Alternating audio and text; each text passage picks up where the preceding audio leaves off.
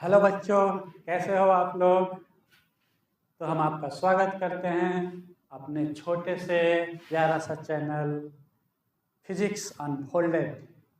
Physics unfolded का मतलब है कि आपको जो फिजिक्स का बुक फोल्ड करके दिया गया है रखने के लिए, उसे अब अनफोल्ड करने का टाइम आ गया है और उसको अनफोल्ड करके उसके एक एक कंसेप्ट आपके दिमाग में डालने का टाइम आ गया है। ओके, तो आज हम एक छोटा सा टॉपिक लेंगे, सिंपल सा, principle of homogeneity.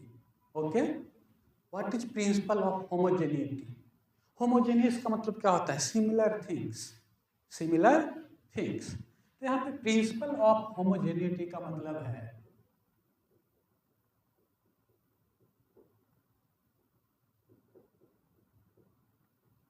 जेनिटी।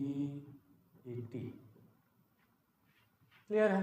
Principle of homogeneity का मतलब है यदि आपके पास कई फिजिकल क्वांटिटीज हैं, ठीक है, और उनको हमें ऐड या सब्ट्रैक्ट करना है या इक्वेट करना है ना, तो हम डायमेंशनल एनालिसिस के टर्म में बात कर रहे हैं। ठीक है, जैसे मान लो कि एक फिजिकल क्वांटिटी जेड है जिसको हमने लिखा है x, x plus y, x plus y, x plus y.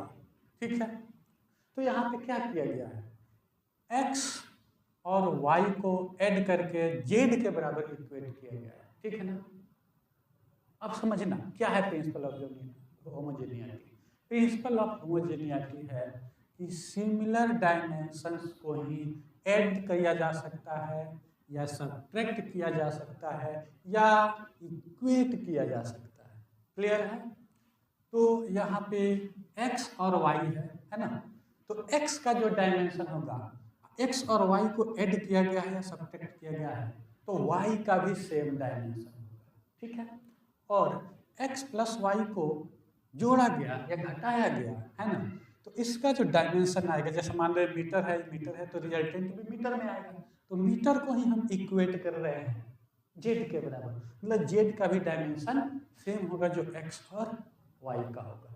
ठीक, मतलब सीधी सी बात है यार। देखो क्या है प्रिंसिपल ऑफ होमोजेनिटी, मतलब एप्पल और एप्पल को ही ऐड करोगे, 5 एप्पल 3 एप्पल कितना होगा? 8 एप्पल। ठीक है, ऐसा तो नहीं है ना 5 एप्पल प्लस 3 संतरे, है ना, क्या हो गया? 8 संतरे प्लस एप्पल, नहीं। क्लियर है ना?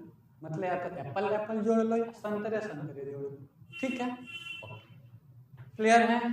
तो यही होता है प्रिंसिपल ऑफ होमोजेनिटी। क्लियर है? अब देखो क्या है, जैसे एक एग्जाम्पल लेते हैं, एक एग्जाम्पल लेते हैं। ठीक है, जैसे मान लो एक फिजिकल क्वांटिटी P को लिखा गया है force upon x plus b upon t, where f क्या है? फोर्स है, x डिस्प्लेसमेंट है, b एक कांस्टेंट है। ठीक है, एक अनदर फिजिकल क्वांटिटी है, समझ लो। ठीक है, b एक अनदर फिजिकल क्वांटिटी है, कांस्टेंट मतलब अनदर फिजिकल क्वांटिटी ले लो, और t क्या है? टाइम है।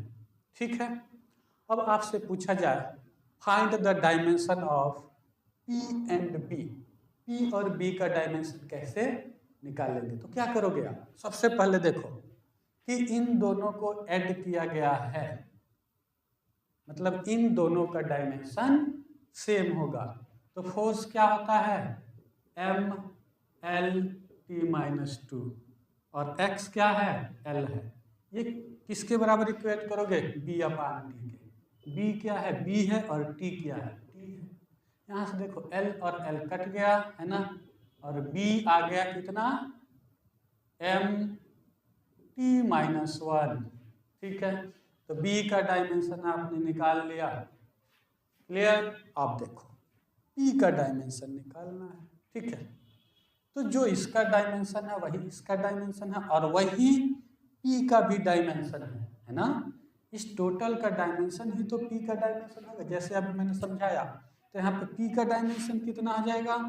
f upon x means m l t minus 2 upon l, that is mt-2।